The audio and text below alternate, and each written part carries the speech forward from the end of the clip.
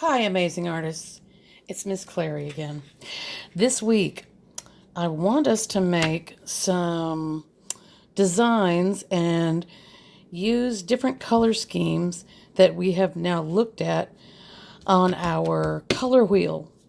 So, we again need to take our rectangular paper and make it a square. So, it's the same as before. And it was another reason that when I saw these, I thought, oh, this is perfect because we have already learned to do this. So you fold the paper. This is my paper, which I cut, and it is not perfectly cut. But that's because I'm not a machine. So we're going to fold it over, and this time we need this diagonal fold so you can crease it because we need it. You're going to need it. So I've got this there. You know that you're going to fold this a couple of times and either tear it off or use some scissors and cut it off. But you can also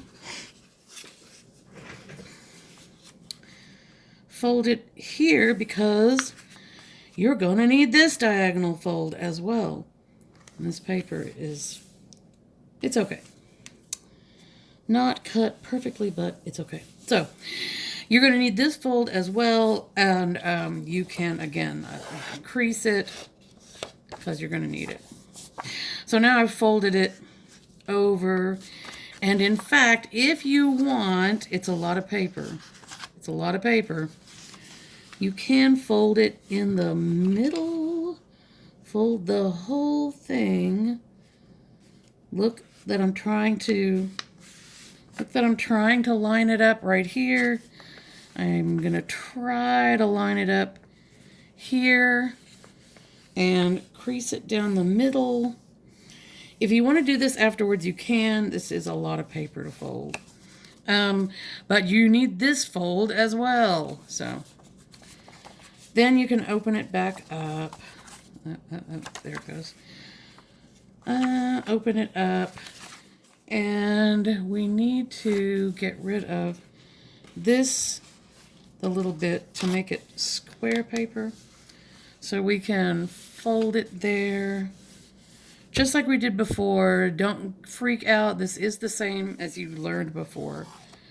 You can crease it. Fold it back on itself. Crease it again. Crease, crease, crease.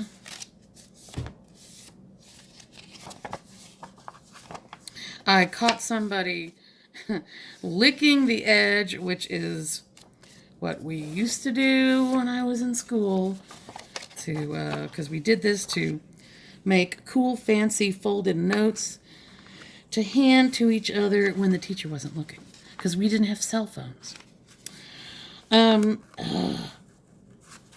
And now, I don't know why, but it won't tear for me. There it goes. Not perfect.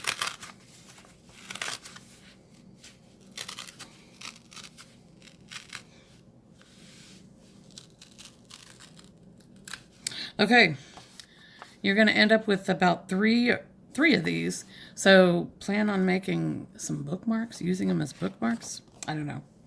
I need another separate project where we use up these. Okay. So now you can open your paper, and you have some of the lines that you need already. Because you need this line, you need these two diagonal lines, but you still need, I'm going to fold it this way. Fold it towards yourself so that you can see whether you're matching up the corners. That one matches really well. This one not as perfectly, but I think that it's okay.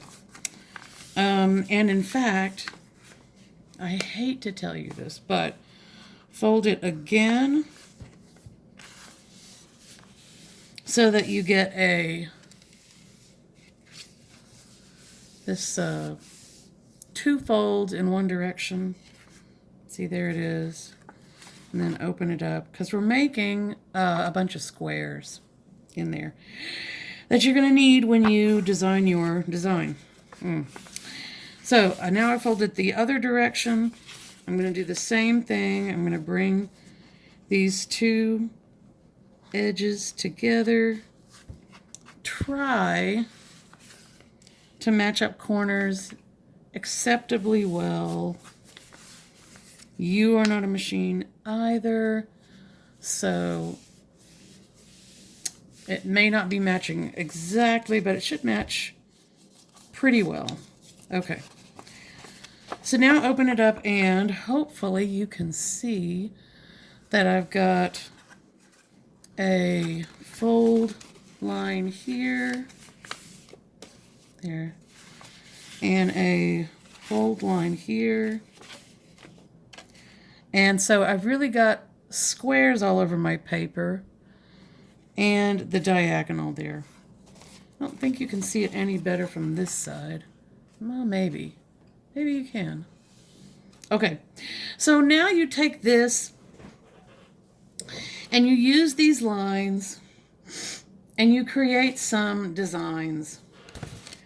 So this, what I'm going to show you, is actually a pretty easy design. You can draw any line, diagonal or straight. The only thing you have to remember is use your ruler for one thing. I was like, oh, I'm just going to design these out. I draw straight lines so well. Nope. I went and found a ruler because you need a ruler. So you can draw any kind of line. There's a diagonal line, there's a straight line. But it has to come from, where's my pencil? Well, it has to come from the corner to corner. So you can draw it along the line of the square. You can draw across the square. The only thing I had an example where she drew some extra lines, but I'm going to suggest that you not. Draw from one corner of a square, can you see that? Yes. To another corner of a square, because those are each, there's a square there, there's a square here. So I drew across squares, that's fine. And look, I included the corner of that square. There's the corner of the middle, but that's on my diagonal line. So that counts. I found the middle of that square. I thought of all different things to tell you to make this easier. This is a pattern that I will include in the video. I went out on my own and tried to oh, I'm going to make this really cool design. I was not in love with it, but they do look, even like when I drew this one, I thought, oh, this is just not very interesting. But in color, it's interesting. I have one that's a little bit more elaborate here. But this really was just squares and triangles. Remember that we do know how to draw circles. I put one in this design because I had a square here. And I knew where the corners were because I have my diagonal lines. So I just hand drew in a circle. So remember, you can hand draw in a circle within a square, if that will help you to do an interesting design. I hesitated and hesitated. Then I saw something online, a 5th grade art project, 5th grade, where they were doing things similar to this. So I thought, I'll let you guys jump in and see how it goes. I'm really interested to see what you come up with. So I'm going to have it in the instructions, but One of the designs, here's mine, is in cool colors. So just pick your colors from the cool colors. Pick 3 from your cool colors. I didn't do the warm colored one, but you'll pick warm colors from your colored pencils. Pick 3 of them and do a warm color. And then on the last one, I'll just get one out. This one. You can pick 2 of your cool colors and 1 warm color and use those for your design.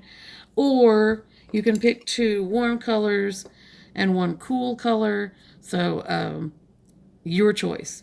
So predominantly cool or predominantly warm, and then 1 color from the other side. They're called split complements, and what you'll find is that you love having 1 color predominate and 1 color as a to show how warm these are. Because if you don't have anything to compare it with, the cool doesn't have any punch and the warm doesn't have any punch. You have to have one of each. You have to have something that contrasts with the color sets that you've got. Okay, I'm also going to have this all written up for you. Give it a try. I can't wait to see what you come up with. You guys are in many ways more creative than me, so go for it and get to work. You'll need to fold 3 papers like this and then work on your 3 designs and your different color schemes. Okay, good luck.